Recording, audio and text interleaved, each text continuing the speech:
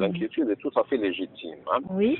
Et moi, à mon avis, cette inquiétude n'est pas du côté naturel, non, c'est plutôt du côté humain. Et on est dans le flou, et personne ne nous renseigne. Le climat a évolué, et aujourd'hui, au lieu de parler du changement climatique, il faut parler du nouveau climat. Moi, je préfère parler du nouveau climat, parce qu'on est dans une nouvelle situation, de nouvelles conditions et de nouveaux caractéristiques de ces nouvelles conditions, n'est-ce pas? Et de ce fait, moi, je parle du nouveau climat, tout simplement. C'est un climat qui a de nouvelles caractéristiques, de nouveaux caractéristiques, si vous voulez. Hein. Alors, ces caractéristiques sont déjà à une température élevée. Et ce qui ensuite, la température, on ne voulait pas toute seule. La température, elle fait évoluer le cycle de l'eau qui a déjà changé. On est dans un nouveau cycle de l'eau aussi. Hein.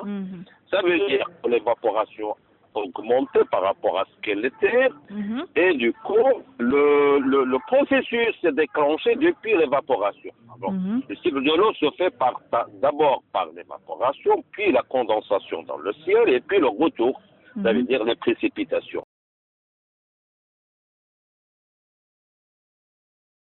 Tout simplement, je répondrai rapidement et avec fermeté, avec inquiétude, tout simplement. Inquiétude parce qu'on ne sait pas ce qui se passe. Puisqu'on ne sait pas ce qui se passe, on ne sait pas quoi faire.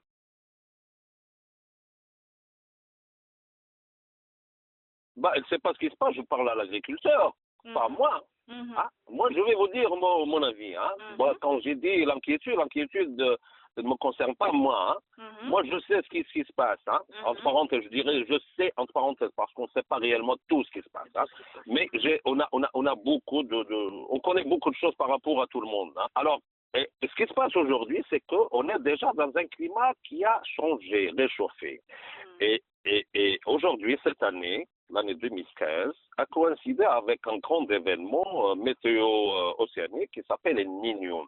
Alors, El Niño, c'est un événement grandiose qui fait bouger la température de la surface de l'océan Pacifique. C'est un énorme océan, très chaud, hein, qui a la capacité d'emmagasiner beaucoup de température. Et du coup, quand il y a un changement, un déplacement de l'eau, c'est le retour de l'eau de l'eau équatoriale vers le Pérou, ça s'appelle El Niño. Hein.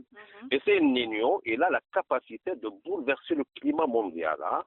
Il le bouleverse en créant des extrêmes. Il y a un excédent d'énergie, il y a plus d'énergie par rapport à la normale. Et du coup, ces événements extrêmes, on les voit un peu partout, hein, que ce soit dans les inondations, que ce soit la sécheresse.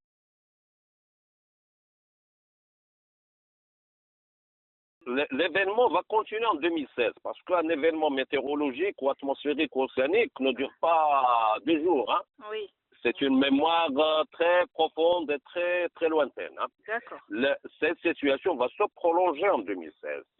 Ça ne veut pas dire qu'on n'aura que de la sécheresse. Hein. Il se peut que la situation se renverse. Hein.